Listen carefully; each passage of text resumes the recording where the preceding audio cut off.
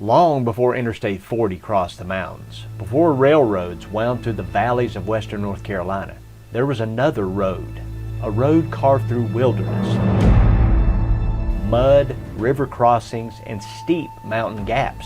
A road filled not with tourists or automobiles, but with thousands of livestock moving slowly through the Blue Ridge, hogs, cattle, drovers on horseback guiding them north toward distant markets. And along that road came travelers, traders, settlers, outlaws, disease, wealth, and change that would forever transform Appalachia. It became known as the Buncombe Turnpike. And before that, it was simply the Drover's Road. This is Echoes of the Blue Ridge. I'm North Carolina Realtor Ryan Phillips.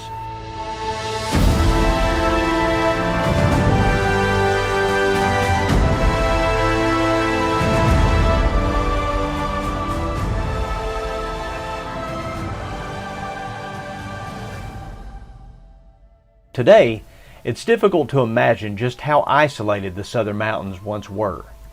The Blue Ridge formed a barrier, steep ridges, dense forests, dangerous river crossings.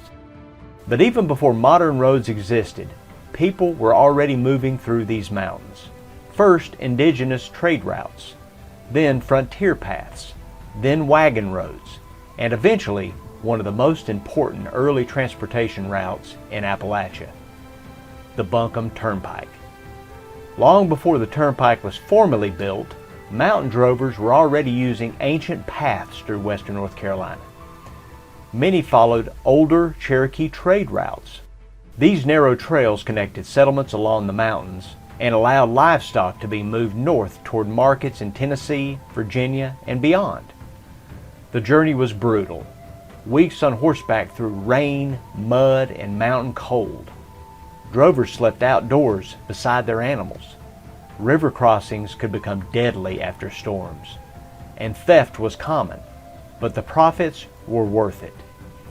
By the early 1800s, western North Carolina had become a major supplier of livestock, especially hogs, driven north through the mountains. And Asheville quickly grew into an important crossroads along that movement. In the early 1820s, work began on improving the old road. The result became known as the Buncombe Turnpike. Stretching from Greenville, Tennessee through Asheville and into South Carolina, the road transformed commerce throughout the region. Toll gates were established along the route. Travelers paid fees based on what they bought: horses, wagons, livestock, even herds of hogs. For a time, the turnpike became one of the busiest roads in the Southern Appalachians, and suddenly isolated mountain communities were connected to the outside world in ways they never had been before. Imagine standing beside the Buncombe Turnpike in 1835. Not silence, but movement. Thousands of animals moving through the mountain valleys, cowbells echoing through the ridges, wagon wheels grinding through mud, drovers shouting to each other through the fog and rain, the smell of wood smoke from roadside inns, the sounds of commerce entering the mountains. The old Blue Ridge was changing. The road helped transform Asheville from a small mountain settlement into a growing regional center. Stagecoaches traveled the route. Merchants opened businesses. Taverns and inns appeared beside the road to serve travelers moving through the mountains. And with the road came stories, robberies, accidents, disappearances. Traveling through the Appalachians were never entirely safe, especially at night. The mountains remained wild. And beyond the lantern light of roadside inns, the forest still belonged to something older.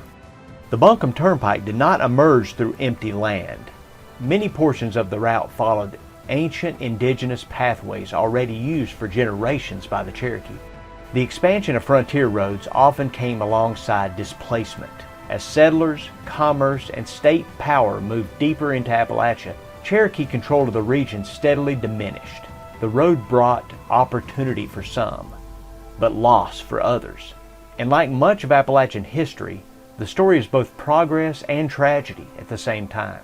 For several decades, the Buncombe Turnpike dominated transportation through western North Carolina. But by the late 1800s, railroads began replacing wagon routes. The drovers faded. Livestock no longer moved slowly through mountain gaps or on horseback. trains carried goods faster and farther, and gradually, the old turnpike became quieter. Some portions disappeared entirely. Others became modern highways. But traces of the old road still remain hidden throughout the mountains today. There is something haunting about old roads, especially in Appalachia, because roads carry memory. Every traveler leaves something behind, and the Buncombe Turnpike carried thousands.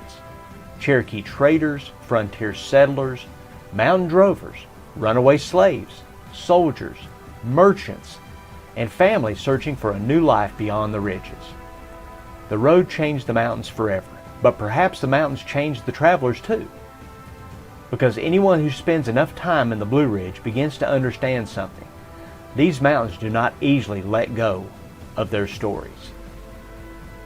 Next time on Echoes of the Blue Ridge, we climb high into the lonely mountains along the western North Carolina and East Tennessee border to explore the strange true story of a man who abandoned civilization and declared himself ruler of Bald Mountain. The Hermit of Bald Mountain. Until then, listen carefully. The echoes are still here.